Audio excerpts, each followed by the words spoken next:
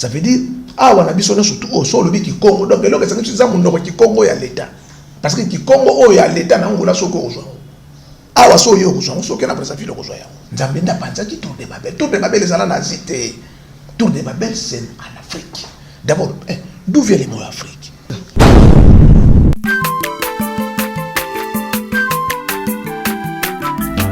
Azamwana motote, boa kosangai. Abongwa ni pete, boa wangata. Nzambe ya le Nazarien, le Nazarien, le Nazarien, le Nazarien. Atako babakola ki mafuta na musakolima. Lelo ya yobolingo ebateli le Nazarien. Lipamboli oyo mona na katempeni mama kantelobi. Koleke mapapu, masope mafuta. Toko kisika na longo na nzambe oyo babenga na makomi.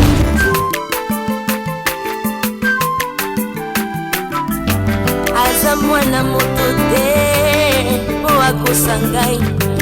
Abongwa ni pete, boa wangata. Nzambe ya le Nazarien, le Nazarien, le Nazarien. Bonjour, bonsoir chez vous, bien-aimés dans le Seigneur, très chers internautes. Nous vous aimons beaucoup de l'amour de Christ et la vôtre, la princesse de l'Éternel, maman Tiffany Mokwa. Toujours à mon poste comme Diabakouk, jusqu'à ce que la prophétie va se réaliser certainement. Bien-aimés dans le Seigneur, je vous annonce qu'aujourd'hui nous sommes bel et bien dans cette émission Table Sainte qui réunit les hommes de Dieu autour de sujets importants, si très capitaux. Ces derniers temps, vous savez que je suis toujours avec notre bien-aimé Papa qui c'est l'un des enfants de Papa Simon Kimbangu, donc moi Kamba Yakati Mokalobaka, Papa Simon Kimbangu Nzambe. C'est ça son langage. Chaque fois, il est fier de ça. Donc, à chacun son avis. Mais lorsque nous parlons, nous devons prouver cela. Mais avant de dire un bonjour, parce que je suis déjà sur ce plateau, je m'en veux aussi vous annoncer que nous sommes ici dans Maïcha Park. Donc, la princesse Nazo se sentir, je suis chez moi. Parce que l'Afrique, c'est moi. Donc, lorsque je vois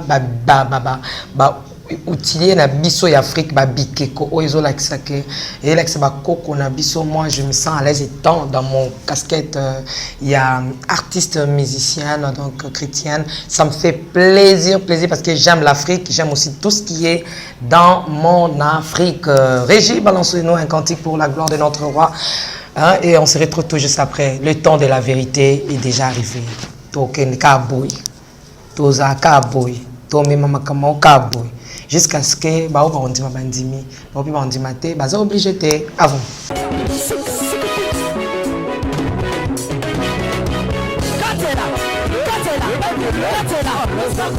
Allez,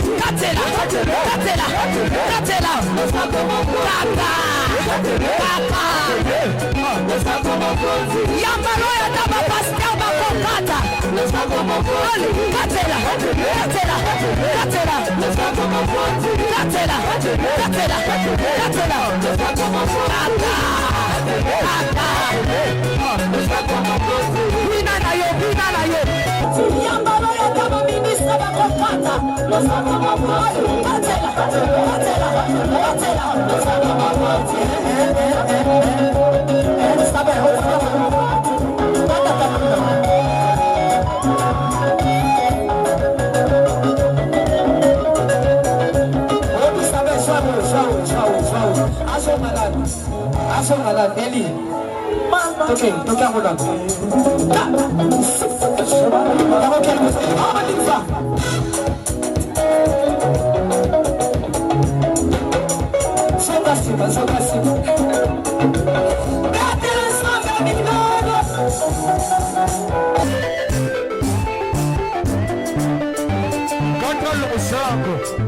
Nazokatela nzambe le sako na sesiko. Nazokatela le sako siko kuna. Nalikina katela nzambe le sako. Le sako awa. Aniva. Allez, katela. Allez,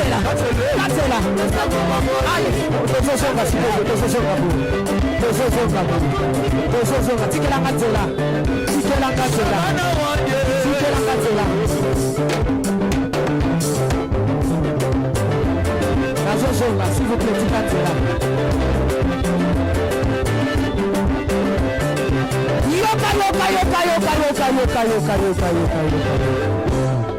Olingi Lipal, Olingi Kopot, Olingi Mosala,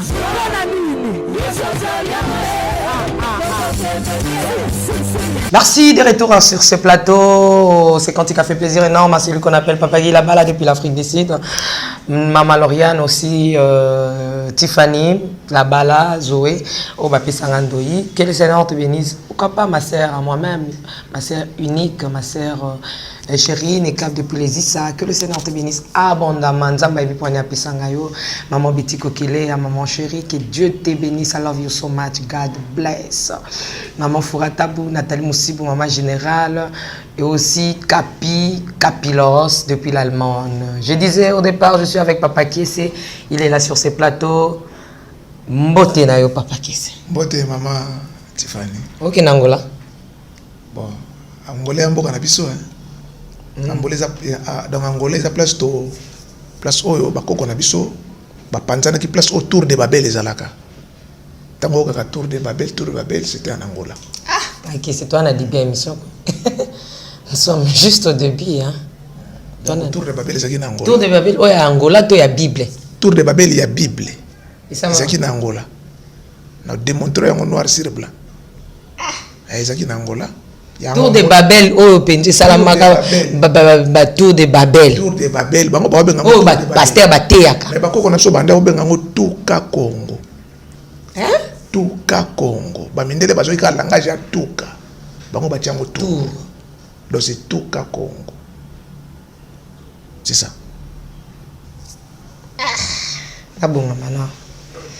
Pas que c'est toi on a des bien émission, tout puis ça na mbota papa. Vous êtes et voulez-vous investir à Kinshasa? Voulez-vous réjouir de vos business?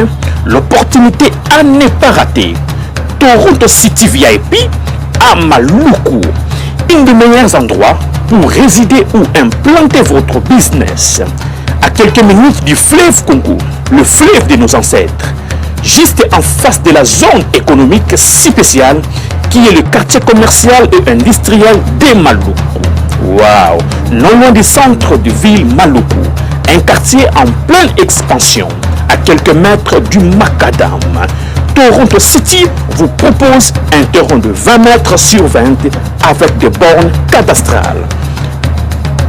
Sur un site accessible, urbanisé, avec espace de jeu, espace vert, magasin, centre médical, marché, etc. Je vous appelle, venez nombrer et acheter. Donc, je voulais juste faire l'appel à nos frères de la diaspora, de partout où vous êtes, en Afrique, en Amérique, à l'Océanie, à l'Europe, en Asie, pour venir acheter les terrains que nous sommes juste en train de morceler. Vous allez bien voir qu'il y a des bornes, il y a même les travaux qui sont juste en train d'effectuer. Donc le terrain est bel et bien assuré. Il y a l'eau non loin de nous. Vous allez voir, derrière moi, c'est la régie des eaux. De l'autre côté, c'est le société Vodacom. De Vodacom. Et devant moi, c'est juste World Vision.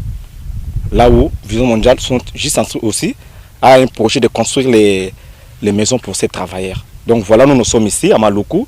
C'est déjà un endroit habitable. Et les quartiers, comme vous allez voir de l'autre côté, c'est déjà habitable. Il y a déjà les gens. Et c'est non loin parmi les autres cités que vous connaissez déjà.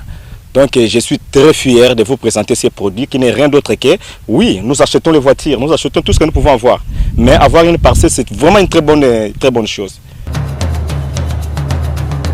Pour tout contact, contactez Willy Mafuta au plus 1 90 57 30 15 40. Toronto City, waouh, les 4 qui nous réservent l'avenir de demain. Vive le Congo, vive Kinshasa. Pena sepela tango ba makamno za sérieux. Parce que pour papa le bagi to za la poser, moi muto za poser. Donc kaza kambrier madame, donc ka kambrier te. Pour ça m'a posé, ah non mon vendre na m'a posé. Depuis ça n'embota papa, to kitana au téléphone. Batuna surtout bonga malabandako. partager émission, publier et tiens on a ma page, na TikTok et comme tant il y a Afrique et comme tant il y a Bana, il y a Papa Simo Kimbangu 1921. Au combo tata et à moi et à mon ça.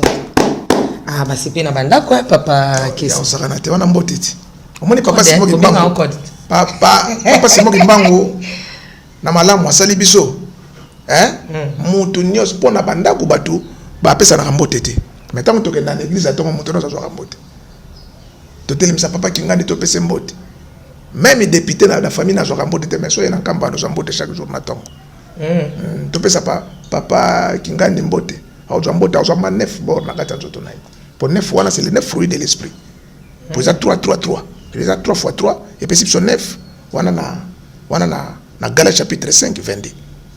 Donc les 9 fruits. Papa qui c'est Tobe pour le Tolobela Afrique pays de Cana toujours quand on la kisaki mutumundu auta wapi mais avant to yana tikana no to fongolelo mo bituka Congo wana tour de Babel mais na tout na pourquoi Afrique et yo kanaka ti Afrique bat bayo kanati tozaki a Brazza et niata biso biloko moko kondimati donc ba bengana ba congolais ba bi tika toke na Angola ku Angola babaka n'habite sur Brazza ou Angola tika nioka boma zaïrois on a bien zaïrois mais pourquoi aujourd'hui le bina biso bino besoin de démontrer biso makasi Afrique tout ça ces derniers temps je suis avec vous vous nous démontrez que l'Angola Brazza Congo Kinshasa ezaka pays bobé moko mais pour nani 3 pays on pena balingana ka te makasi ozo ka pena ke Angola balinga congolais te Brazza balinga congolais te donc ba on a ce dont ba yini na bango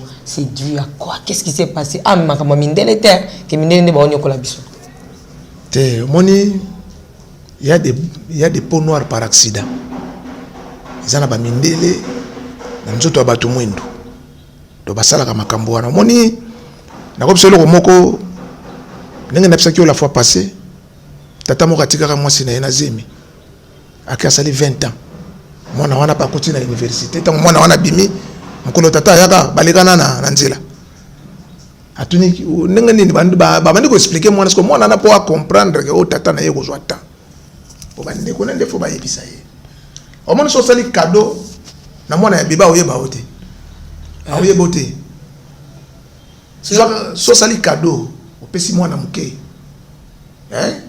cadeau mo boya ya anniversaire pesi oyeba ote papa ni mtu wazo ba para ba kozwa oyeba ote il faut ba yebisa mwana mukola okola ko moni kingande sala ka boy mais so pesi mwana 10 ans ata combien na 30 ans oyeba yo donc ça veut dire quoi papa d'engenda ande ko ebisa biso kimbangisme espoir du monde donc kimbangisme espoir du monde biso nde to espoir donc monde o peut bonga espoir non c'est l'église kimbangiste Congo Kinshasa Brazza Angola d'ailleurs na kati ya authenticité à l'indépendance il faut pas l'ongana combat Brazza pour combo ya Brazza eza mundele c'est Pierre Savano de Brazza ayo kovana na mboka batu mundele acha donc imposer combo na ye ça veut dire jusqu'à présent na kotala boy bazana no indépendant colonisé bazana no indépendant yango moni Papa Simo Kimbangu akiti ye moko na Brazza po donc apesa bango indépendance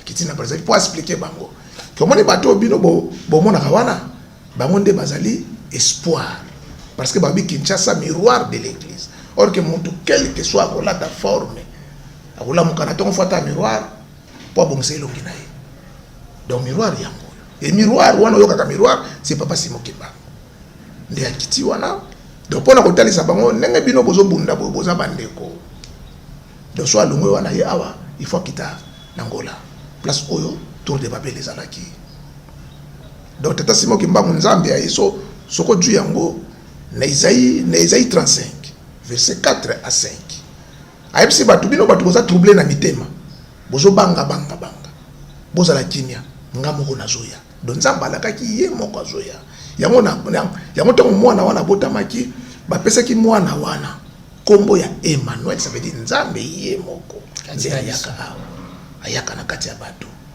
mais tango tiko même tango mwana ngo aye ba juif batali selon le principe ya Deutéronome 23 so babengi nzambe eza abomination to pese kombo ba pese kombo a Jésus balobi eza ka kombo moko ke te kombo a Jésus bandaka déjà na bar Jésus pour bar Jésus na Chypre na Paphos alaki mukolo kutu dabaki grand maître par rapport à Jésus bado benga Delimas alaki membre conseil ya alaki membre Sénadrine na Chypre ya momoni tango Jésus ki sakendaka na Chypre kozonga na ye bar Jésus ameka bango parce que zaki mboka ya basorcier ameka bango masuwe baluka po batu baye bakakoza masuwa mupepe salate izalaki tentation ya bar Jésus pour renverser bango mettons à télémisa yango calme kota donc Jésus bar Jésus déjà existera déjà vous comprenez yango siko histoire ozo mona zo betama oyo papa ndenge ndabaki to bandela zéro nyonso tu o batu baye baki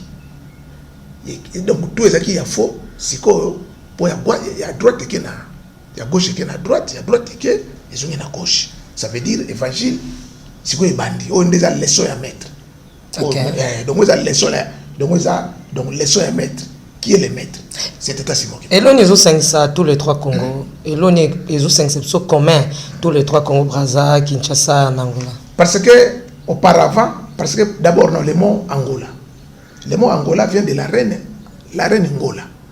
La reine Ngola zalaki mwana ya Ngola ki Lwanzi. Tango reine aye kokoma mukonzi bazo benga toke pa ya Pfumongola. Toke pa ya Pfumongola. Nde koma ki kombo ya Angola. Mais Angola wana le même Angola wana batu ba panza naka na tour de Babel. Ba bandi ko ya boye. Ba misusu bazo travailler parce que ndenge défunt vieux beaucoup papa wemba yembaki e bale ya Congo eza lopango te mais ça denzela donc eza lopango te zanzela c'est quoi donc le fait et les cas bango ba komisa yango lopango te zanzela mboka no surtout wana donc na tango wana le roi mini Congo na mbanza Congo abande ko gérer biloko nyonso parce que na ba tango wana parce que pour roi mu Congo tango ba die ko ka ba komi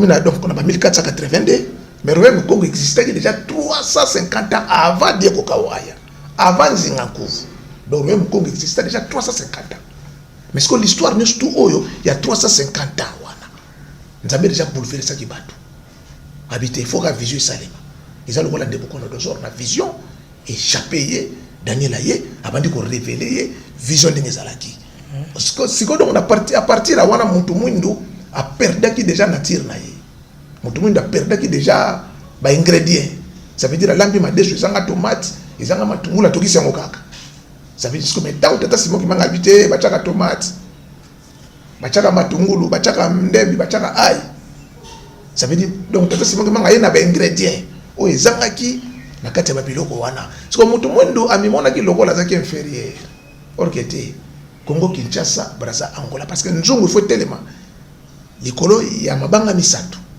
nde bande ko benga ngo matuku matatu makongo wana bakoko na biso banda wasa bakoko na biso bayeba kinzambe na pona bible kutu donc ngo zo mona papa Simon Kimbangu aza plus que la bible donc bible na dimension à 100% ta Simon Kimbangu et ça 0,2% mobo par rapport à ta Simon Kimbangu mais batu ba pesi importance na oyo wana tango lelo bata Brazza bako sala boy batu Angola bazo sala boy te awa na katikati mutu musu azate donc ezaka bango moko donc mutu musu azate et là on est aux 5 exceptions na toute la question et là on est commun et 5 6 biso misato donc et là que 5 6 biso nan donc et là que 5 6 na no Congo parce que c'est Congo ya ngambo Congo Kinshasa na Congo Angola Congo na d'abord ba longola déjà Congo bachaka Angola te Congo wana no wana bango batu bazolo ba Angola mais ça Congo parce que le mot Angola parce que le mot Congo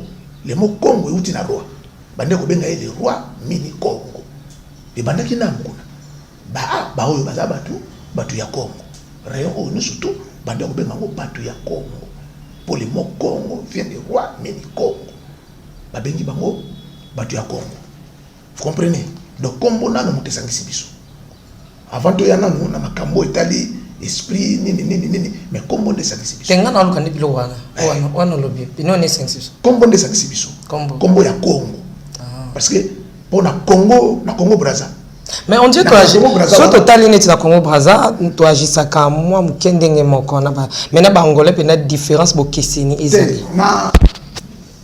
Na Angola bikolo muso eza na Angolaise. C'est les seuls 3 pays où on est ici ba langue différente. Ah, ezaka Kikongo. Bayombe baza na Brazza. Bayombe baza awa. Bayanzi baza na Brazza, bayanzi baza awa. Bateke baza na Brazza, bateke baza Bangala baza kuna Bangala baza awa. Bayaka baza awa, bayaka baza na Angola.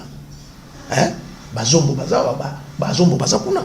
Ça veut dire awa na biso na surtout au solo bi Kikongo. Donc eloko ça ngi zamu ndoko Kikongo ya l'État. Parce que Kikongo o ya l'État na Angola soko ozwa. Awa so yo ozwa, so ke na presa filo kozwa ya. Mais Mundela talaki parce que c'est les seuls 3 pays où ezalaki ba pays nan oye kokaki kosala union. Oyo lelo oyo Union européenne. Sur le plan il y a la spiritualité. Sur le plan spiritualité, ça veut donc que Kinshasa, Brazza, Angola, ils ont mboka ya saint, ya sainteté, c'est le Dieu le Père, Fils et le Saint-Esprit.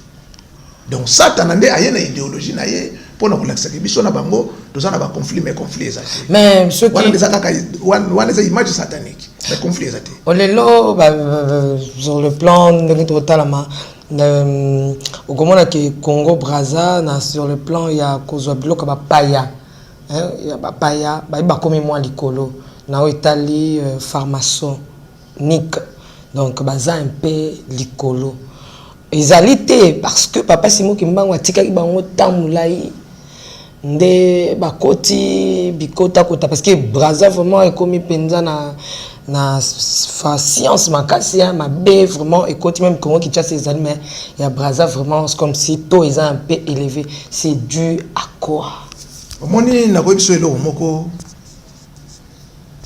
parce que bango bazaki colonie française ba français de beleki bango eloko wana mais belge ngaka mekango simbate pour pas simo ki mama ça pas simo à poursuivre la ndie sukuna omoni eloko moko na ko biso oyo batu mwindu bana kindoki makasi ya koleka mindele mais bango moko baza donc n'oublie vous comprendre et donc omoni to genda kata ba réunion omona mutu muso ko yeba 5 mais azo melangenge mais mutu moko yeba ika 2 abimi ba beti nanu moko wana ba so ba du panique babi mutu a danser or que ka 2 ka moko alobaki na pasuke ka na moko wana mais mutu moko 5 ala ki na avanda ngume comme alobaka te bazomona que non l'idée déjà un wana or que batu bata danser ba alaki vous comprenez mais awa batu no surtout ba vanda ba bouleki bango ba ki danser ba monaki mutu ba monaki chiffre 7 donc tant au monde biloko au Brazzaville franc-maçonnerie ba rose croix tant ko ka kombo benga point noir donc point ça veut dire aller donc so ba mutu na bino ke ye ba aller bo check point noir ça veut dire bo monner le soute donc porter disparu okay donc point noir ça veut dire accueilli à bozonga donc tant on a kaka mutu akufi donc discours des afande point noir ote toke matanga ya makaya bwa kufi ça veut dire point noir donc makaya bu c'est point noir donc point makaya yo Thomson ndeka donc to duyo boye mungu su point au monde sous maïté noir ça veut dire il faut mon akanzungu wana des cimetières na donc c'est ça voilà oui on a quoi avancer quoi j'ai idée donc c'est pourquoi à partir de wana batu babosani wana na Psaume 106 21 batu babosani nzambe oyo a délivrer ki bango tango babosani yango esalaki kaka fo nzambe ye moko akita ndio moni papa Simon Kimbangu na les deux autres 3 personnes oyo Abraham amonaki na Genèse 18 1 à 3 afongoli miso amona 3 personnes et puis pourquoi bakitaki po bayokaki ça veut dire pour la hôtel ça donne bino na bino bozo bunda pourquoi poza mutu moko yonga kekuna aye awa après katisi yake Angola seul mutu akutaka ka propriété a komboli abomisa ka papa Simon Kimbangu yango mona kena présence soit sisi kuna oyawa soit vide kuna zongi mais et on est changé pendant que papa Sali fait plus de 5 mois na 4 mois 5 mois comme ça merci mais papa Sali 5 mois donc mon étoile au moins en église c'est ça 5 quoi ils ont 5 points, ça veut dire ça forme moto. Donc wana siko to zongi na Isaïe 35 4 à 5. Alobi ngamoko na koya boye bisabango bato bazana ba difficulté bazana nini boye bisabango ngamona koya. Yango ye moko nzamba kiti. Na ba joina ye moko nzamba kiti. Bo ayoka kisa Brazzaville za kobeba. Brazzaville habité. Sodome te na komori zo fona koma. Na parmi lo kiti ya papa za ki kobeba pe ya Brazza. Mais so donc toujours dans Genèse chapitre 11 verset 7. Alobi allons descendons. Pour tout le monde bateau makanisi na bango za mabe. Ça veut dire tika la kika numéro dans la discours ya faux. Papa alobi so to tiki discours oye pénétrer na mitu ya bateau. Mboke beba. Nzamba kiti na Brazzaville. Ayoki siko discours. Tant ayoki discours ya numéro parce que le chef coutumier a ça l'appelle discours na ye. Tant ayoki discours à roi numéro d'alobia mboke za kobeba. Il faut qu'on changer forme. Ndakita ki yemoko a confondre. Abando panza bango yo lo ngwa vanda place yo kende kuna apanzi. Ça veut dire apanzi tour de Babel. Vous comprenez apanzi tour de Babel. Siko soka uti kuna ye awa. Ndambo bakima kia Holanda bango. Ba pe bazana ngola Holanda, ça veut dire il faut apanza. Après to jongi na Jérémie 23. Jérémie 23 verset 20. Alobi kuna naza kimia te. Ti na boko kisa posa ya makanisi na ngai. Donc posa makanisi ya nzambe za kimia ezala. Mais le fait des ordres ça nzamba za nanu kimia te. Et le fait nkamba nanu etongami te na makanisi ya nzambe nzamba za kimia te. Le fait batu bazoko sazarde. Yango mona kati na parisa bango na bino boza sazarde. Nana sundolele bino mukilio za bino te. Mukilio neza ni ya Denis Sassou Nguesso. Ya president Denis Sassou Nguesso. Mukilio neza Tata Simon Kimba. Awa toza mukilio za president Fachite za Tata Simon Kimba. Nangoleza ya president Joao te za Tata Simon Kimba. Ça veut dire faut kita. Ya ngalo bino na mati. Mais yo Abraham na kozonga. Tangu na kozonga wana siko na 21. Donc na Genèse 18 21. Habitango na kozonga na même époque oyo. Na même dire parce que tant papa d'angenda salaki il a fait 5 mois na bambuta na nkamba po donga talisa bango lingomba talisa bango mokili papa d'angenda aye kozonga tango papa ye asali 5 mois na Brazzaville po talisa bango lingomba po oyo bango bandai komema na biso na bato zaki lingomba te zaki marque na bango qui mangisa Brazzaville marque na bango te marque ça veut donc ata biso ndenge to vandi awa parce que soki donc balobi ke non nzamba lobi bosa le kobote bino bokesa le kobote komi marque na bino ti boyi bate bino boyi be komi marque na bino morke nzambe aza mutu ya tout droit ya ngwa bino repentance comme atindaki ba prophète bake batei esimbite Jésus Christ ayebisi baye kolina boye ayebisi bango na bino bovandi tata atindi kolo elanga atindi atindi basali na ye na kati ya bobomi bango atindi mwana ne ya bolingo bozolinga pe boboma ye mais siko kolo elanga osala ni la réponse est là qui connaît la kaoya yango moni connaît la kiti. Mais bon, tout ça on a parce que papa qui c'est à chaque fois toujours ça une émission toujours la Bible interprétant kana ndenge yo lingi nous autres créer ba kambo zo interprétant na ndenge lingi oblobi ki ko bakisate pe kolongola te tika to beta masolo ko bakisate kolongola te bino nde bozo bakisa OK bango nde bazo bakisa banani bango bato bazolo babongo bino bato bozolo babongo bino nde bozo bakisa bino nde bozo dongola. Mais la Bible, nous avons une Bible, c'est de. Nous avons une Bible, tant que nous sommes dans l'église, Batangi, Ban Israël, Bakota qui n'a pays de Cana. Tant que Bakota qui n'a pays de Cana, boy. Bangonde Bazo Bakis. Bangonde Pe Bazo Longola. Ngate, moi je suis chercheur indépendant. Donc, tant que nous sommes dans ça veut donc j'étais avec des preuves et paix dans l'esprit. Parce que pour Balobi, pour nous autres, nous avons un esprit revivre. Mais ce qu'est l'esprit, nous avons un esprit saint. Tata Simon Kimba. Merci beaucoup, Papa Kessé. Afrique, pays de Cana. Comme nous betting à Tutu, Ana Tutu, Tutu Congo, Tuka Congo, Ana betting. Et l'on est bawele na kacha Tuka Congo. Pour la Bible, tu yebi. Na kacha to. Te wana Bible, wana bino ko yebi wana c'est faux. Ouais, la Bible, on a ya faux. Et puis, comment on faux? Bon, en tout cas, leadership tour de Babel, ils allaient leadership yani batu balingaki donc numéro de ngako marwa akomarwa akonza mokili mobimbo kezaki yete yango moni nzamba yaki asangisi batu na idéologie ya nzambe te yaye parce que numéro maman na ezaki semirani numéro maman na exeme et père balaki propre maman na ye donc bakoma ki Dieu le Père, Fils et le Saint-Esprit donc numéro donc tata na étant que Dieu le Père, numéro étant que fils maman na ye donc maman na ye bakoma ki Dieu le Père, Fils et le Saint-Esprit tata mwana na mama bon tant ba former le oyo nzamba mona ki mystique nzambe ndayaki apanzi vous comprenez nzambe ndapanzaki tour de Babel ezala na zité tour de Babel c'est en Afrique d'abord d'où vient les mots Afrique comme mot Afrique eza question te pour mon nasa journaliste te pour na poser question te maele no lika mingi hein to avancer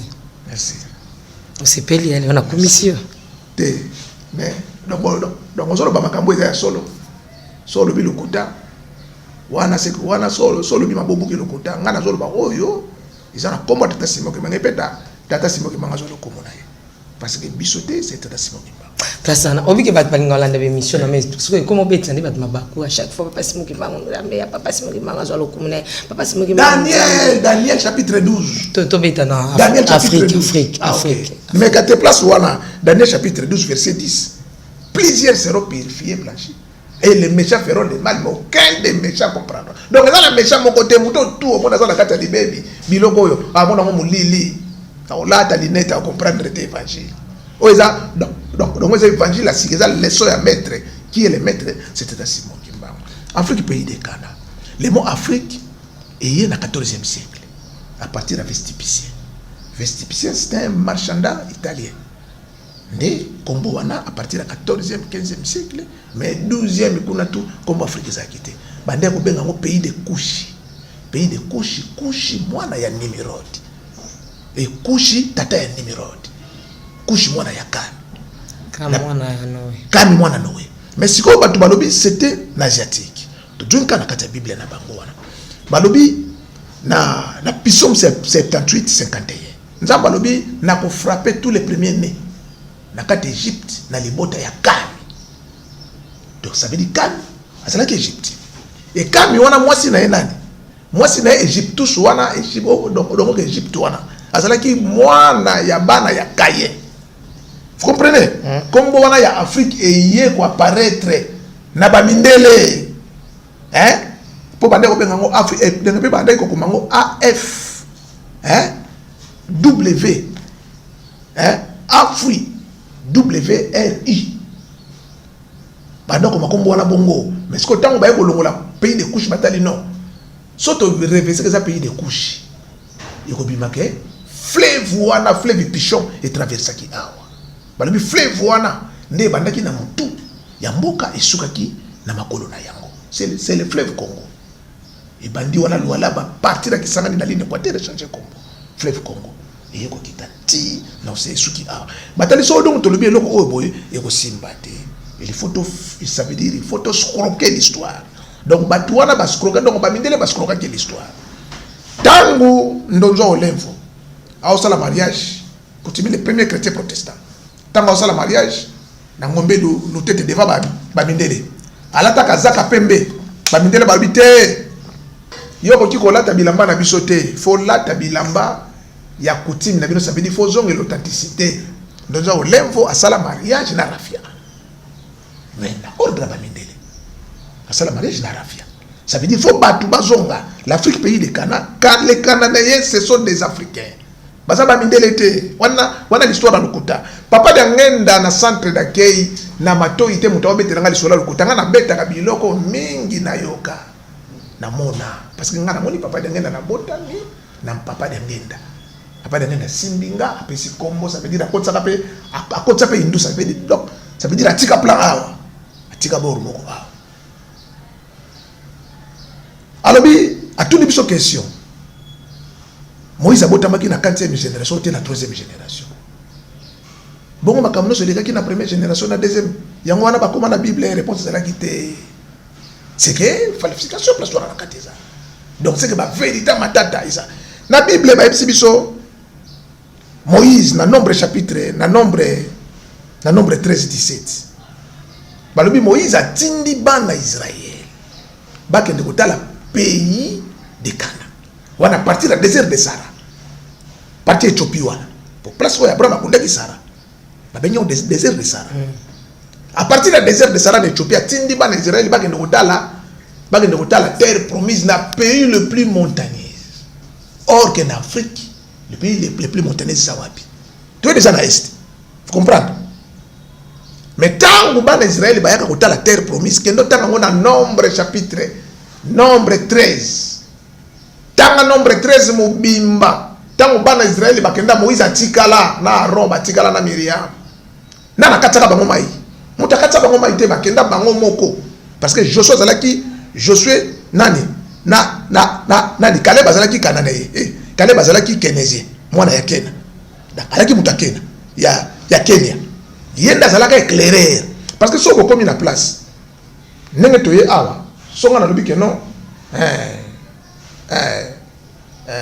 archéologue Laurent avanda na Maisha Park pour ça na koma ça veut dire donc na bimi loko l'éclaireur toye awa vous comprenez ça veut dire donc ce qui donc éclaireur azate bino donc boko za la flou de moni Caleb les Kénésiens a même pas Israël tina terre promise nana katisa bango mer rouge na katimo mutu te bakata mer rouge te Zela pardon baya tina forêt équatoriale Zela ti koto ti bi bezo ba que Josué azur relève bon mais c'est na même aussi côté wana mais te Josué so qui relève te tango bango baye sur 12 équipes wana je suis le leader na bamoti mais parce que 12 te baki 13 parce que 13e ndeza ki éclairer Caleb le kene c'est pour bakuta ka bitenga na ibinzela na mema bino bole saka nga balesa epunda banini bakoma mais tango bakoma bakatsa me rouge te tanga nombre 13 mobimba bakatsa me rouge te bana Israël tango bakenda ko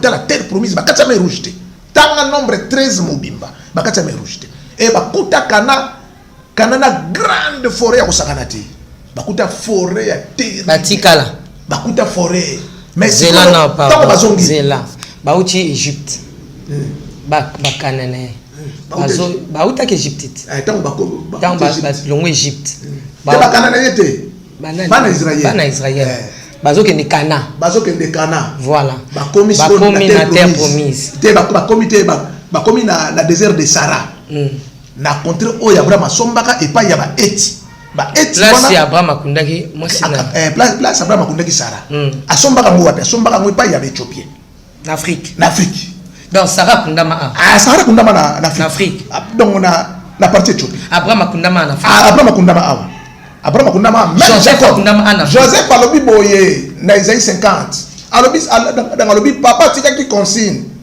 soki na kufi il faut bino bokende kokundanga na côté oyo mikwa ya tata ezali donc nde bazwaka ye na ba chariot na bani oyo pharaon apesaka abi bokende kokunda ye na pays montagneux nde bayana ye pays montagneux pona côté na biso bayana ye boye vous comprendre bayana ye bo donc ngana ko lobela kaka Afrique donc bayana ye na likolo donc Jacob akundama awa pourquoi kuna maponza mbazaki to tongi nanu mukesima balobi Abraham parce que pays de Canaan lelo eza na Asie Abraham auti na uru bachalide wana mais Asie eza awa Canaan eza awa et bon Abraham ayosala nini na Égypte ça veut dire yebisanga ndenge biso tovandi na ville awa toza na Maisha Park na ville zando eza awa siko ngabe eza kuna siko do poto kende zando toleka ngaba te ma moko foto ko maka zando po ya moza pene pene awa mais soki ndongo tozo kende zando donc toleki ngaba c'est que zando eza après ngaba vous comprenez. Mais Abraham siko fakuta na siko donc na Nzambe na pays de Canaan ça veut dire donc Nzambe atomanda déjà pa ya ba Cananéen kala oyo lelo donc to benga ba kimbangiste te papa beta masolo nde tozo beta to ke bien oyo donc do vraiment solo hein te kana bi beta nde to photo beta ba tu vas comprendre comment ngena solo ko moni poison ba chaka ngona solo ba chaka ngona matembelete pour zo kiliate mais so che poison na soso quel que soit kotonda muto ko meka ka soupe ko kene nyoso vous comprenez o wana za poison ba cha soso nini poison évangile wana ya pays de Canaan na Asie soso bacha poison batu balandaka abu mais batika batembele côté de makambo vrai salaki Matembele d'Afrique. Afrique ozomona mboka to pesa mboka tata simo kimbango ata simo kimbango oloka likambe ata simo kimbango ayebisa kinga bato to omoni oba kima me yo okima te quelle que soit difficulté yo okima te so moni naza awa jeté Tobeta nan akatisaki. bon Abraham à partir de la Genèse à partir tant Abraham alongo kuna Abraham a commis en Égypte na Genèse chapitre 13 balobi Abraham à partir de l'Égypte Abraham avança qui vers le midi. Mais à partir de l'Égypte midi midi c'est la ligne équatoriale, c'est déjà Éthiopie. Prévenez la référence il y a midi balobi la reine du midi baka bauta Guinée Éthiopie. Vous comprenez? Donc Abraham ayaki na midi. Tant Abraham a commis na midi, archéologue balobi à partir de wana asala 1665 km pour donc atteindre place Nzamba zalaki. Ne papa d'engenda lobi Abraham a komaka na mitino. Siko donc à partir de la ligne équatoriale 1665 km sokoka juste na mitino. Batali babia dongo reves. Abraham tanga yaka na pays de Canaan. Abraham a 400 mains rouges té. Abraham a 400 mains rouges té. Boko sabango. Donc au temps ekoki. Abraham a commencé na pays de Canaan. Tanga commis vers le midi. A sombi parce que Canaan abotaki mwana né à liboso Eti. Nani abotaki Sidon. Son premier né. Et Eti wana ba descendant Eti ba benga bango ba Etienne. Ba Etienne tanga Abraham à partir de Genèse 25 verset 10. Abraham tanga komaki wana zalaki étranger asombaki mabele epai ya bana ya Eti oyo epai ya bana Eti donc ba Etienne lelo oyo Éthiopie asomba mabele tango kaka Sara kufi bakundi babengi yango désert de Sara. C'est toujours na libota ya nani toke Moïse tanga akimi n'Égypte na Nombre chapitre 12 aye epai ya Jéthro le grand sacrificateur de Madian. Madian oyo azalaki 4e fils ya Ketura na Éthiopie. Madian fils ya Ketura. Moi c'est Abraham mutu mwendo. Vous comprenez? Mutu mwendo. Yo moyindo nzabe alingaki yo utakala. Mutu mwendo. Sikoyo bamindele batali balobia parce que nyonso monaka na Genèse monaka nyonso tu wana eza Congo central Bandundu Katanga tout ndo kaka Genèse okaka wana même kaka na Genèse tozo kaka na Genèse na osa ba démonstration comprendre pour na kina babuku na ngwa wati na ki jeté moi derrière kaka vérifier ça la jeune démonstration na oyebi place pour kangama na oyoka nga makambo bilo etokisa ko ezoya kala okay te na otoka nde pona chaleur na otoka pona ba question te na otoka nde pona chaleur omoni tangu Moïse akomi wana akeko lesa bangombe ya bokilo na Jéthro c'est na Éthiopie ayoki makelele nini kuna safa c'est fora c'est depuis bokoko na biso kuna batu ba koma ate abite nga fona akoma kuna boba amona nzete mwa swarda tabia yo c'est fora bino boko senga seke nzambe azalaka awa Abraham akamba azwaba nani Moïse. Pardon, toi tu n'as pas. C'est là non, tout est maintenant. Vous êtes et voulez-vous investir à Kinshasa? Voulez-vous réjouir de vos business? L'opportunité à ne pas rater. Toronto City VIP à Maluku, un des meilleurs endroits pour résider ou implanter votre business. À quelques minutes du fleuve Congo, le fleuve de nos ancêtres, juste en face de la zone économique spéciale qui est le quartier commercial et industriel de Maluku. Waouh! Non loin du centre de ville Maluku, un quartier en pleine expansion, à quelques mètres du Macadam. Toronto City vous propose un terrain de 20 mètres sur 20 avec des bornes cadastrales. Sur un site accessible, urbanisé, avec espace de jeu, espace vert, magasin, centre médical, marché, etc. Je vous appelle, venez nombrer et acheter. Donc, je voulais juste faire l'appel à nos frères de la diaspora, de partout où vous êtes, en Afrique, en Amérique, à l'Océanie, à l'Europe, en Asie, pour venir acheter les terrains que nous sommes juste en train de morceler. Vous allez bien voir qu'il y a des bornes, il y a même les travaux qui sont juste en train d'effectuer. Donc le terrain est bel et bien assuré. Il y a l'eau non loin de nous. Vous allez voir, derrière moi, c'est la régie des eaux. De l'autre côté, c'est le société Vodacom. De Vodacom. Et devant moi, c'est juste World Vision. Là où Vision Mondiale sont juste en train aussi à un projet de construire les maisons pour ces travailleurs. Donc voilà, nous sommes ici à Maluku. C'est déjà un endroit habitable. Et les quartiers, comme vous allez voir de l'autre côté, c'est déjà habitable. Il y a déjà les gens. Et c'est non loin parmi les autres cités que vous connaissez déjà.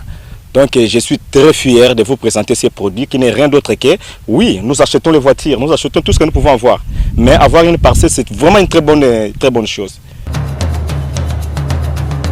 Pour tout contact, contactez Willy Mafuta au +1 90 57 30 15 40. Toronto City, waouh, les 4 qui nous réservent l'avenir de Ah bon, ok. Qui m'a c'est déjà pesa on a battant. Pesa. Ayebisi ah, bino bandaka la kufanda ko ke nzamba zalaka. Bango balobi le kombo ya Moïse, eza Moses o balokota ki na maite. Kombo ya Moïse na langue sémitique Mosi. Donc po balokota ka mwana moko Mosi, mi balete Mosi moko. Bango fente bato parce que mango na prudence avec Esther, papa kese. Je vais chercher na ebozala. Mo boye beaucoup na pena papa Laurent ko ebisa o makamususu. Pourquoi mondela lingaka kosa? Heureusement la prudence. Tu ko bima bo pouf. Tozongi kaka wana tango Moïse tango kaka amoni yango. Azongi lisusu en Égypte, akati ya mer rouge. Moïse. Tango ba yesi ko kozonga. Po bazo direction ya mer rouge ba traverser. Tango be espion baké à partir du nombre 14 siko. Problème siko ebandi. Au moins est-ce que mer rouge abima siko na 14. À partir du nombre 14, tout qu'est-ce qu'on a à partir de 20, 21, 22, 23, 24. Alors ndenge bino bolandi maloba na ngati et puis bino bo meki ngai 10 fois donc bino bo tante batu batante nzambe.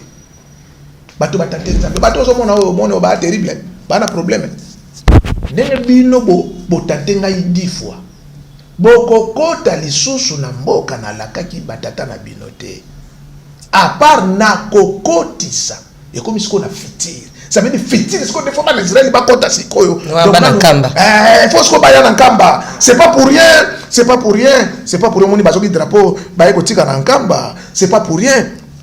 Tant que papa dans le Israël moule beta, bazo écrire le pays. Parce que mon tout poids kota na ndako, atinda kana biloko. Tinimbe tout. Bakiti basani après yemo na suka. Donc moni ba Israël ba avancer déjà tableau déjà yaka déjà dans pays nzamba la kaki bango bakota te yango RDC te na tuni bakota te kasi nombre sikote na nombre chapitre 14 20 à 24. Alors demain tournez-vous vers la direction de la mer rouge. Ça veut dire beaucoup tourner pour muto azoya so ba se tourner c'est que destination c'est changer. Demain tournez-vous vers la direction de la mer rouge. Pour comme la mer rouge et yeka kata nzamba fashi. Na nombre 14. De 20 de 20 à 24. Mais na nombre 13. Tant Moïse azotinda bango. Mer rouge na kati ezate. Bake kuna alitango bake sekonde bake ko kabola Palestine ande parti bakoti na katikati. Bagarde kanga bango wana. Mais papa kaka na kati ya Bible pays de Canaan balobi bakuta forêt mais le Canaan actuel c'est le désert. Papa que c'est OK. Te kaste qui te donga na ndimi dongo que vous savez pour poser question. OK.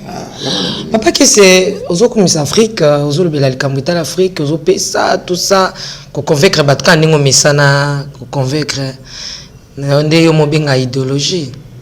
Mais tant autant la Bible nzamba zolobana bana Israël boy était bobala ba païen te bino na bino kandi bobala na mais tout le monde Moïse a qui reçoit Sephora éthiopienne à Bali Mariam de quand Moïse a tomboki mais nzambe ye moko déjà pesaki bokaboli ke ba obobala bango te Éthiopien baza ba africain. Parce que pourquoi nzamba kopekisa Moïse que abal donc disons quand Moïse était mais tout Israël babala ba Éthiopien te baza ba païen. Pour na nini nzamba obenga ba Éthiopien ba africain ba païen bo mekoko toucher te. Papa mekano ko expliquer sur nos escale. Te nazo mekate nazo ndeko expliquer. Na expliquer au bout. Obilo ipokisa ko ya mwezo ya. Abraham d'abord. Abraham parce que les 12 tribus baza bana ya Abraham. Mais Abraham yé moko abota déjà na Éthiopie. Abota déjà na ba Ketura, abota na Ketura bana 6. Ba descendant Ketura bazala na kati. Ba Madia babima. Vous comprenez? Parce que Jétro a outi na libota ya Madian. Madian wana mwana ya Ketura. Vous comprenez? Ça veut dire Moïse abalaki ndeko na ye, mais sans koyeba ya ba Miriam na Aaron balingaki ba riposter contre décision ya Nzambe. Nzamba frappé bango lèpre. Exactement que abinga ba païen na impurité. Ba païen na impurité. Mais na Jétro le grand sacrificateur, bazalaki ba descendant Abraham parce que Abraham abotaki déjà pas dans l'Éthiopie. Donc bande na bango bazalaki ba sacrificateur africain pe bazala. Donc moni Moïse. Hein? Donc moni Moïse. Moïse à partir de on a pas Abraham abotaki bana combien? Si bana Israël wana ba biminde na libota Abraham. Parce que Isaac, Jacob, les 12 tribus d'Israël. 12 tribus y a Sima. Donc Abraham abotaki bana combien? Abraham abotaki bana 8. Avant 12 tribus. Avant 12 tribus na Jacob. Pendant Abraham aboti Isaac aboti Jacob abali sous Ketura. Aboti bana 6 na Ketura. Donc bango surtout oyo baza baleki Ismaël. Baza baleki Jacob. C'est là to ki maemba papa. Abraham aboti Isaac, Jacob. Aboti Jacob. Jacob aboti 12 tribus d'Israël. Jacob aboti. Avant Jacob aboti nanu 12 tribus wana. Aboti nanu. Yesko Jacob alaki pena ba petit frère na ye na Éthiopie. Ba Madian. Oh Abraham abotaka. Abotana Ketura. Abotaka na Ketura. Amandia. Kasi ba wana kasi bana sisi wana kasi bana wana donc ba petit frère ya Jacob ti. Petit frère Jacob. Siko donc ba Ephraim banani ba ko benga siko ba Égyptien ba tataleki. Ephraim bana ya Joseph. Ba Ephraim wana bana ya Jacob. Ba Juda banani ba ko benga siko yo ba Éthiopien oyo. Ba ko benga bango ba tataleki. Pour ça côté oyo et ça côté famille ya tata na bango ezalaki. Siko Moïse abalaki na famille ya tata. Donc ba Joseph ba benga ba mandia, ngwa ba tataleki. Parce que baza bana ya Jacob. Baza bana ya Abraham. Vous comprenez? Baza bana ya Abraham. Kaka na kati Éthiopie wana. Nani Salomon abotaki donc na la reine de Midi. De Saba. Na la reine de Saba. Oyo babengi Makaba na origine. Abotaki na Makaba, abotaki Menelik premier. Oyo premier empereur ya Éthiopie. Descendance ezali ya Abraham. Ezana kati wana. Mais question on répondre hein. Nzamba zo pekisa pona ni loko ni nzamba mona ki pa ba africain te be. Moïse abalaki mutu mosusu te Moïse abalaki na kati kaka ya libota. Tapa ba nzamba bo itandimia. Nzamba ndimia ngo nzamba nda dirija tanga bali ya nzamba ndimi yango parce que abalaki na kati ya libota kaka ya makila ya Abraham. Sikonde bango nde ba comprendre kité. Mais pourquoi bato nyonso tout ba descendre aux autres ba mandia wana ba na Ketura nyonso wana bayokana te mama banda kale basala ba succès te to ba 12 tribus d'Israël ba Ketura bana ne bayokana te ba bwa kama monte libabe Afrique banda kale l'usurpation ya pouvoir ça veut donc ba miyibi ba koti na masolo so ko ese téléphone ngo linga futa prophète te donc bato bazo ndabiso donc balinga donc ya ko futa téléphone oyo ngala biso esprit de Jésus on monte tata simongi mangata ngade ko prêcher bato bagi na 150 km bazoka bakelele ozo mona les esprits tata simongi mbango. Pourquoi batali balobi te yango monta mo l'état yi atali papa o nenga za na mbongo ala tali papa oyo nenga za na mbongo omoni bazo compter bana mariage bana musona basere nini ba compter bango te kasi ndenge pe zalaki na Abraham bazo compter Jacob na bana Israël wana mais ba oyo kotoyo bande ko compter bango te. Vous comprenez? Mais bazalaki bana ya Ketura na Sarah moi celle boso nani moi celle boso Sarah Après la Sarah Koufi, témoin c'est le bosso Sarah, oh Abraham, mais Abraham naissance à Liboso, après que on a Agar. Agar c'était noir en Égypte. Dans ce topic que Abraham a botti na misa. Ah, après que na basi misa. Basi misa to Agar aza na nationalité dans disons donc égyptien. Agar. Cananéen. Oh. Cananéen, égyptien, na kati ya libota ya Kam. Oh. Parce que pendant bazolo ba bien yo Kami. Parce que na Psalm 78 azolo ba likambo Kami en Égypte. Mais Abraham azola kele mabete. Ala kele kana mabete. Tesko donc kasi kana siko ba yola kele mabela ndenge nini. Po kana za mwana ya Kami. Le fait Kami abalaka mwasi na libota ya Kayen, libota oyo bunga ki forme. Ce qu'on Nzambe déjà apekisaki. Yango moni mutu po abala mwasi, il faut atuna basali na Nzambe. Papa kese au moins makamno zolo bako. Africain bana mababi mo sakana te osakana te mpo ndenge so bana déjà après malakela kana mabe déjà direction ndenge so pesa na ko bokenda ko kinela mindele ba charge wana ponani ça veut dire que kasi mutu ndaye ko bebisa masolo oyo mondele akoti na makambo ya bato eza lokola mwasi na mobali bazo swana ngane na bisi boya ye kaka oh siko tanga na bi boya ye no ka zongi lobi a raisonner bia azui mwasi moko bwa makango amoni babetele fumbwa moko bwa mayima ya lobite fumbwa oyo mama nani abeta kende kaka tango lobi akozongela mwasi ne muto alobaki boya ya bandiko yoka soni nde loko mundele siko azozela mona parce que mundele biloko no suto sala awa akoyoka soni po ba noir bango no suto ba hotelema ba lobite nani donc tango ba noir ba hotelema enga nani wazolele una yalenza ngonza tata Simokimba. Toke nanu Abraham aboti na Agar. Abraham aboti na Agar sa aboti Ismaël. OK. Ismaël aboti nani? Ismaël aboti mwana oyo babengaki Kedar. Kedar wana azaki noir. Yango moni na Cantique des Cantiques chapitre 1 verset 5. Salomon zolobaka moi je suis noir, belle comme des filles de Jérusalem. Ne prenez pas garde à mon teint noir comme la tente de Kedar. Kedar oyo mwana ya Ismaël. Noir wana Salomon asali différence d'accord na ye. C'est une différence d'accord na ye. Faut comprendre? Okay. La noir kaka. Mais est-ce que mundele aye na sima? Donc mundele aye na sima, mundele aye kotala lobia tosani. Satan asiko tango pour Satan mutali boso alataki Eve. Deuxième personne Satan alataki mundele pour détruire. Parce que jusqu'à présent mundele asali loko muka malamu te se pelisa Nzambe. Kona tendo ngono zo mona ba chombo to tambula na ngote eza dans biloko ese pelisa Nzambe te. Pour asali yango na volonté na ye. Moïse abimisa mai na volonté na ye pesa Nzambe pasi malgré tout apesa ki pouvoir. Siko donc volonté wana yango moni bato bazo sala mais zo bimisa malamu moko ya mabe pour bazo sala ngona volonté na bango. Or que tout faut essayer la volonté ya Nzambe qui s'appelle aujourd'hui Tata Simokimba. Kianga. Comprenez? Tango bato bazo zappé awa na biso aller lire la Bible. Ya on a lobi bakatisa te. Bakatisa to zwana bakatisa. Bakatisa te. Kokene non mbangu. Tango bakatisi mai ça veut dire refoulema. Nzamba refoulema. Abi bokota souté. Na kokotisa. Dans bazena ba visa mais bakota te. Bakota te. Visa sila ki déjà expiré. Expiré déjà. Tikala ba 2 jours so boke na bosa so. Boke quand il Espagne ya Palestine bagari bandi. Tililo. Wana bazo benango terre promise mais mama na bagarre côté kuna osangana te. Or que côté na Palestine. Na ba Israël wana. Et dans le pays Israël on a zali pays parce que Israël est libota. Pays est Cana. Mais comment le oyo Israël est comme un pays? Et bon Canesa. Israël a pays. Canesa. On comprend? Bien. Balali.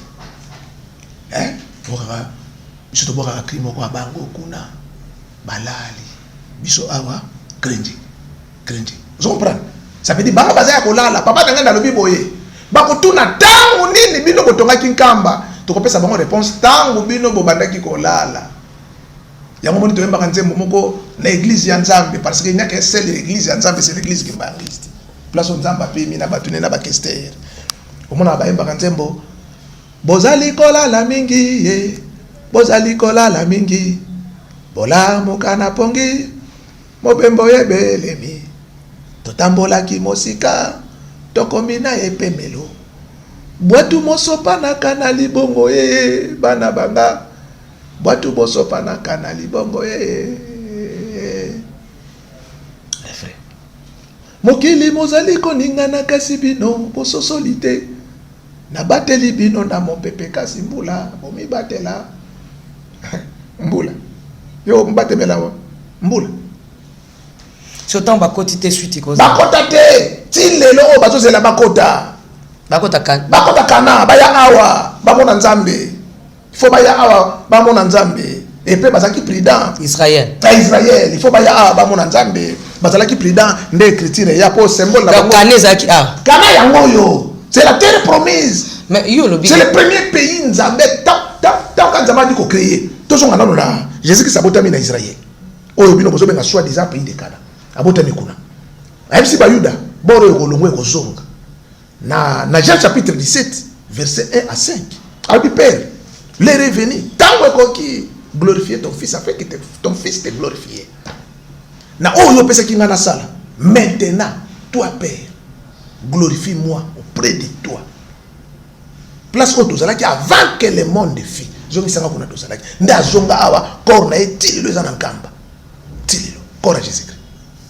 Faut comprendre ça veut dire azolo bake zana Moïse azaki na bana nzamba tindi Moïse akende ko libérer bana Israël a libérer disons ban peuple Israël azo bango po yana na RDC ba ko tanga azaki wa Égypte baki na Égypte en Afrique en Afrique ba na bona RDC ba yana bango sikoyo na contrée place nzamba zalaki na Salem na RDC bayate bakota te basuka ka kote et puis nzambe ba ko tambola ni batambola ki babaluki wana surtout te nzambe soit fâché tanga fâché si bango bobaluka bozonga babaluka côté nini quand ça partir de Éthiopie à partir de Égypte ba ke ba Éthiopie ba allez ba 4 mer rouge ba keda ba qu'est-ce que man Israël kuna ba arabi kuna kuna ba komisiko donc de ba panda kana bango na mukilana ya bango te baza ba refuge dans place où nzamba la ke boza na Congo na no ba été parce que terre promise ya terre promise dans place où nzambe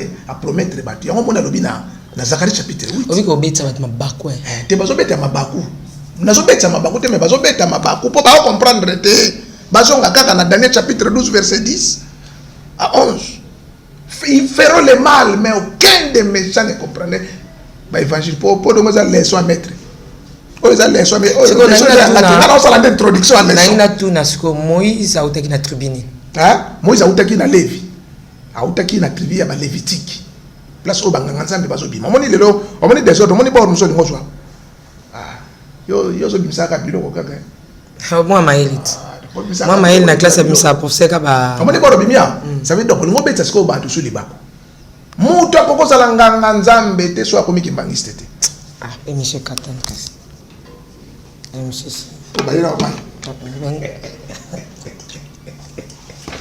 ko betsa batu babako monsieur Sidi Jésus Christ a dit faut connaître la vérité et la vérité vous rend libre. Oh si vous êtes la vérité na so pesa batu pour batu ba comme libre. Ça veut dire faut pas la vérité na so boye. Nzambe Jacob a donné la partage à bana na ye. Wana na Genèse 49 verset 1. Jacob appela ses fils à sangisi bango. Ayibisi bango na yebisa bino makambo ko ya suka. Virgule. Tukita ngasko na 10. Alors bien attends wana le sceptre ne s'éloignera point de Juda. Même les bateaux sous Lingenda. Et vous allez kakawana. Ah wa sceptre za wana. Sceptre za kana nkamba. Bateau souverain voilà za kana nkamba. Bino boke luka wapi? Nzeto papa nkiangana. Ah boke kata nzete moko boye ya manga boye na ngobolo biote. Rien nzete wana manga bokata kana pe de kota na moto madeso zo ngopara. Comprenez? Mais oui, siko lingende za wapi? Yango moni erreur lulendo tala ba noir bazana eloko te bazana lulendo omona ka so kutala mukina tongo eloko te omona ka yiwana zo vimba na pamba ozo pesa mbote azomona ke no oyo bazaba ngala oyo bazaba yaka bonjour monsieur comment ça va na français mo bangala ba mère mo batanga te bonjour et puis français za langa borgea bas yo zo ka mutape sa mbote na français bonjour mais na lingala moi de la biso Mutapa sa kambota mnoka mboko mona oseka. Mbote na biso papa ça nini bino. Donc ça va. Habari, mzuri. Bonjour. Lulendo wana ndezolo kola batu mayele. Izo komisa batu pamba. Sikoyo Jacob alobina bana na ye na website oyekoya. Alakeli kana mabe. Ala bibo était tant alakeli kana mabe. Pourquoi kana? Parce que kana mama na bango. Awutaki déjà la semence ya Satan. Parce que Égypte tout ça zalaki mwana ya kaye. Ani? Dans Égyptus. Kombo ya Égypte wana. Yeuti na Égyptus mwana ya kaye. Donc mwana ya bana ya kaye. Potsa ba pesi bino na bango boko bala na te, mais kana kendaki abali bango. Donc kamya ka abali. Ça veut dire à côté déjà semence mabe. Nzambe siko abandi raisonner. Au reprend Nzambe siko abandi ko raisonner bia bato ba baby. Ba baby si. Vous comprenez? Yango monitanga lobi ke no na kokotisa. Muumbu na Caleb na kokotisa. Alobi te ke no na kokotisa, alobi na kokotisa. Quelque part na hébreu, je crois, quelque part Nzamba zolo baka quand après ça que Josué repos alobi le mko msute. Atike ka na repos wana. Si vous fondé ba ya okota. Faut ba Israël donc faut ba sangana ba sala réunion ba yokana po ba ya okota. Donc ndé ya momoni azo sila banga bango mokili mobimbe ko ya a ya wana soko na Zacharie chapitre 8 verset 20. Alobi na tangu wana bakusimba ilamba ya Muyuda nani c'était congolais ndeti ngaki mbangiste boy Muyuda bokusimba nga na forme na mimi bino na nkamba pa place Nzambaza moko peut-être mimi déjà belé bon simbi na forme to me bango papa donc ça veut dire abini bango ya ko mema place Nzamba vandaka côté Nzamba vandaka yango nde bazo benga Jérusalem. Or que Jérusalem wana batonga kuna yango wana te kana donc Jérusalem il faut batonga on a pays de kana yango moni papa Simon ki mangu mama Mikala zoloba tant papa Simon ki manga kufi 3 ans après la mort de papa Simon ki mbangu mama Mikala bima lobia papa Simon ki mbangu avova ngu dizimambo tanga bimela katso na katikata mota lobi Noé ayaki atonga masuwa batu balingaki te nzaza menga na ye na tonga batu pe bazoboya mena kotonga na tangu wana Amerike kopanzana ba vieux ekotonda likolo awa epe na tangu wana bakoyeba ngai kimbango Nzambe abati mo kimbango ye mo ka explica biso ka Nzambe bino te we dongo ya bino wana etalinga te nga etalinga te nga so ye na pale to kiti badi to bondela na komba tata mwana molimo sa tata Simon ki monki ngani Nzambe so discuter o damite o discuter o damite quelque part pesa pas avantage à go la virage o damite c'est un taboy o damite kas avantage de boy sambelo pixel tolia ça va. Vous êtes et voulez-vous investir à Kinshasa? Voulez-vous réjouir de vos business? L'opportunité à ne pas rater. Toronto City VIP à Maluku, un des meilleurs endroits pour résider ou implanter votre business. À quelques minutes du fleuve Congo, le fleuve de nos ancêtres, juste en face de la zone économique spéciale qui est le quartier commercial et industriel de Maluku. Waouh!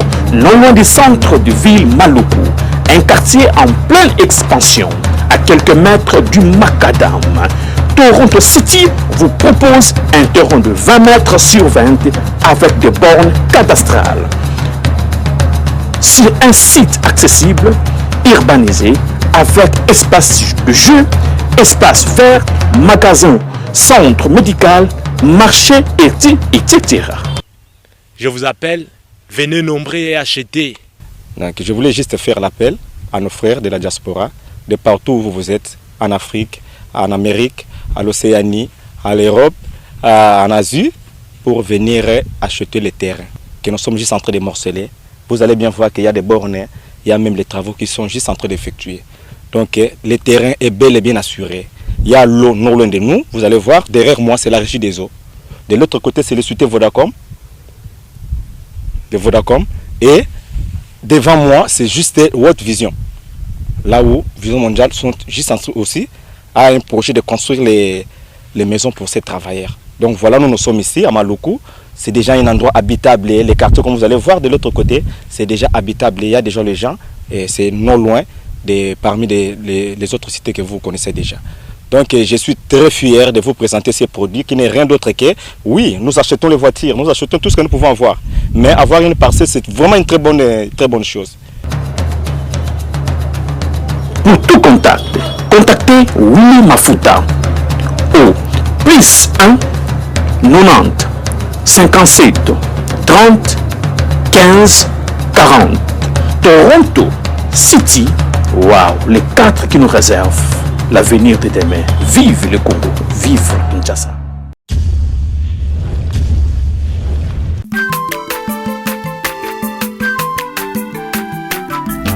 aza mwana moto te po akosa ngai abongwani pe te po awanga